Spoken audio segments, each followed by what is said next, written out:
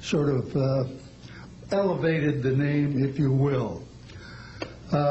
During World War II, I was a young farm boy from West Virginia. I got the patriotic bug, joined the United States Army, ended up flying bombers in Europe, and entered the war transport in the Pacific.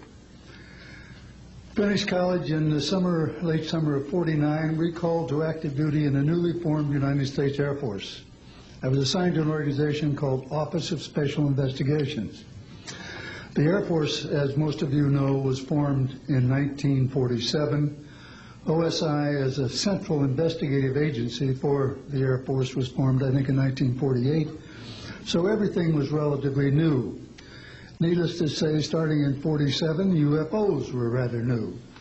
The Air Force Intelligence, Air Technical Intelligence Center was at Wright-Patterson Air Force Base, and I had my office in a building adjacent to it. And our organization was the worldwide investigative agency for the Air Force for any unidentified flying objects. This lasted for about 2 years. The project name was known as Project Grudge. It was a predecessor to a project known as Blue Book, which Andrew Pelt headed.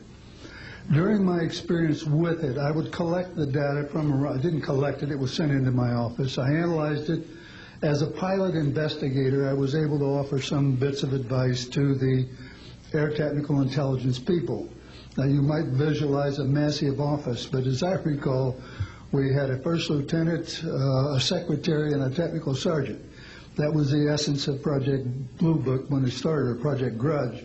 Blue Book, and expanded somewhat.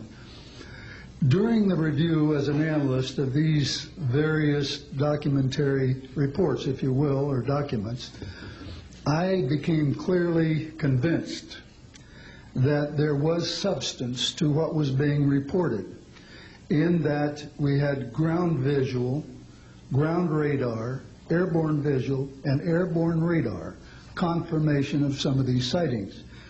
The individuals who made the sightings were everything from airline pilots, military pilots, police officers, some of the people that your lives depend upon on a daily basis. These are very reputable and credible people. I hope that the testimony here from very credible people will convince you of that and will further Steve Greer's disclosure project, in that pressure needs to be brought to bring this to the attention not only of the Americans, but of people all over the planet. These vehicles have been seen and confirmed all over the planet. I am willing to sign a sworn statement or testify to my judgment and to what I have observed. Such things do exist. Please believe me. Please believe those who follow me. Thank you.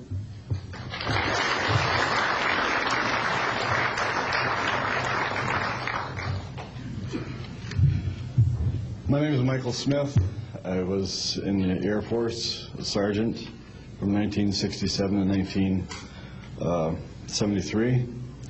I was aircraft control and warning operator. While I was assigned to Klamath Falls, Oregon, in early 1970, I arrived at the radar site, and they were watching a UFO on a radar that was hovering at about 80,000 feet. It sat there for about 10 minutes and then slowly descended until it dropped off the radar. It was gone for about 5-10 minutes, and then instantly reappeared at 80,000 feet, stationary. The next sweep of the radar, it was 200 miles away, stationary. It hovered there for about 10 minutes and redid the whole cycle twice more.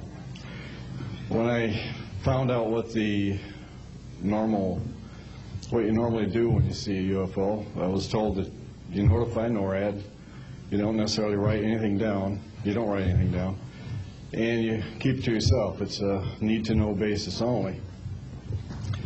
And NORAD one night called me about later in the year to let me know as a heads up that there was a UFO coming up the California coastline. I asked them what I should do about this. They said, nothing, don't write it down, it's just a heads up. And then late 1972, while stationed at the 753rd, radar squadron in Sault Ste. Marie, Michigan, I received a couple panicky calls from police officers who were chasing 3 UFOs from Mackinac Bridge up I-75. So I immediately checked the radar, confirmed that they were there, called NORAD, and they were concerned because they had 2 inbound B-52s going to Kinchlow Air Force Base. So they diverted them because they didn't want any proximity to the 2. And that night I answered many calls from the police department, sheriff's department and stuff. And my standard response was there was nothing on radar. And I will testify to this under oath to a congressional hearing.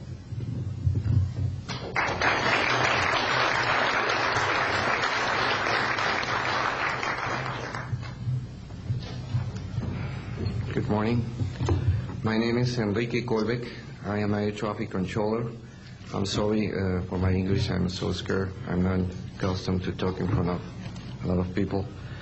I'm here because I'm being a witness in an involuntary way on my work.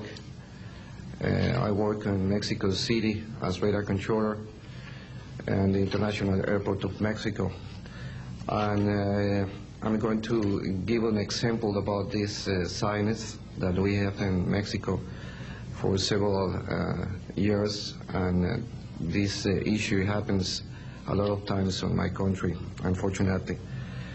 For example, March 4, 1992, we detected 15 objects west side of the Toluca airport, that is very close of our international airport at 50 miles, more or less.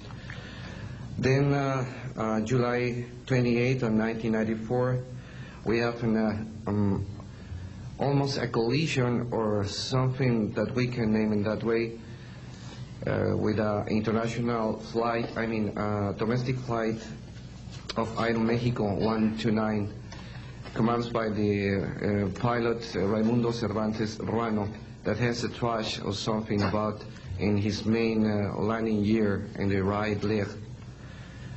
That's occurred at night at 10:30 more or less.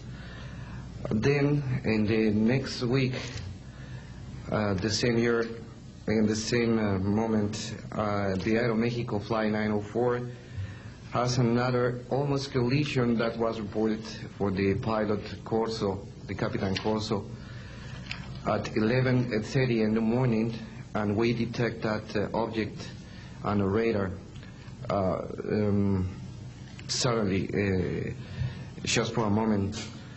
Then the next week we have a lot of silence reported by the pilots that give us information about the weird traffic or something, brighting lights and different times, and we detect some of them in that week.